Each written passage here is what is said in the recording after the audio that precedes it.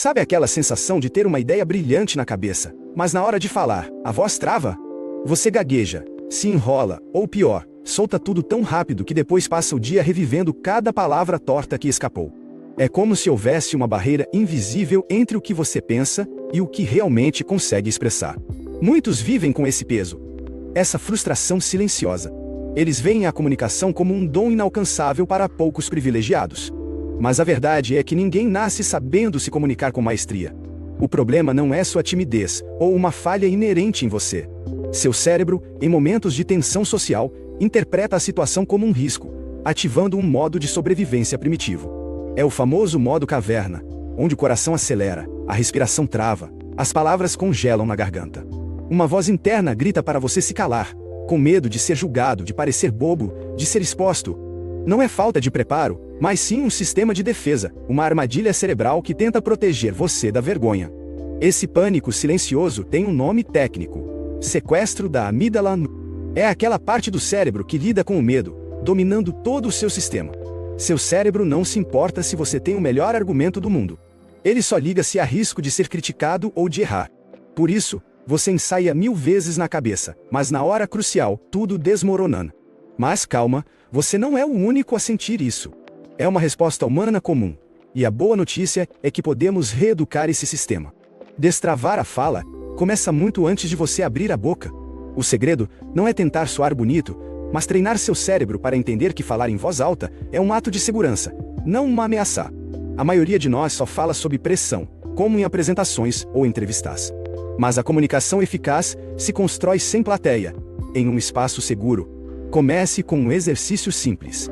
Leia um parágrafo de um livro em voz alta por 5 minutos todos os dias, como se estivesse explicando para alguém. Você começará a ouvir sua própria voz e identificar seus padrões. Essa prática diária prepara seu cérebro, mostrando que falar em voz alta é apenas um hábito, algo normal. Em seguida, adote frases curtas e diretas. Sabe quando a gente se perde em círculos tentando explicar algo? Isso acontece porque o cérebro não processou a ideia antes de liberá-la. Antes de responder, pense numa frase inicial, como tenho 2 pontos importantes aqui, ou a real é essa. Isso lhe dá controle imediato, sinalizando ao cérebro que a situação está sob seu domínio. Você ganha fôlego e confiança para desenvolver o restante da ideia.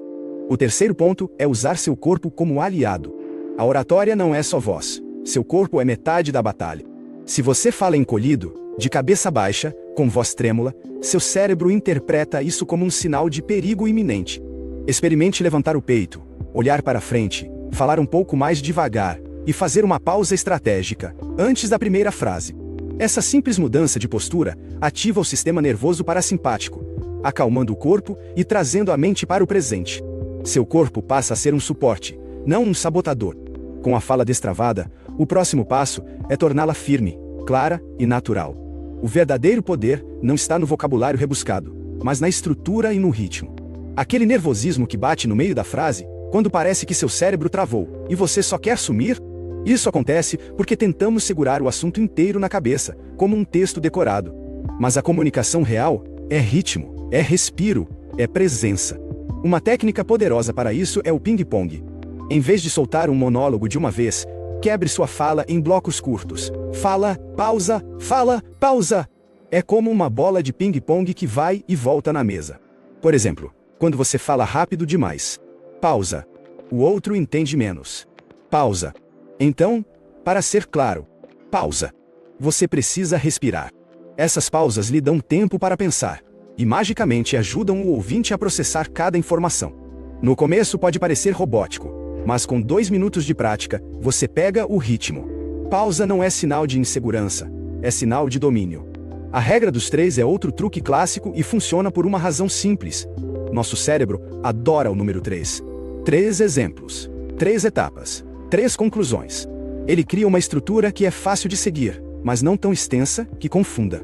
Quando você diz, existem 3 coisas que fazem alguém parecer confiante. A mente se prepara para um checklist, um padrão, que prende a atenção e facilita a memorização. Isso não só organiza sua mensagem, mas também aumenta o impacto. Você se sente mais confiante ao ver que sua fala foi entendida e lembrada. Finalmente, a técnica mais subestimada. Fale como se fosse para um amigo.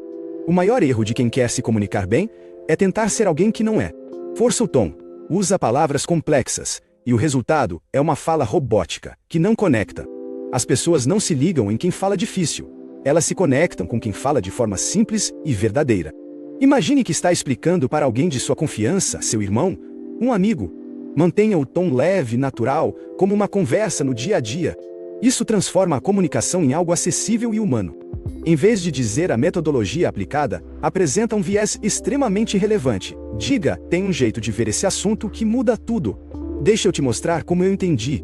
A diferença está em parar de tentar impressionar e começar a conectar. Quando você conecta, o outro escuta.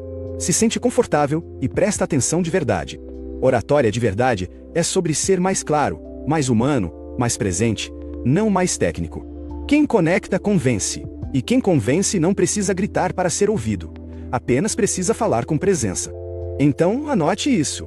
Comunicar-se bem não é sobre decorar discursos ou ter um dom.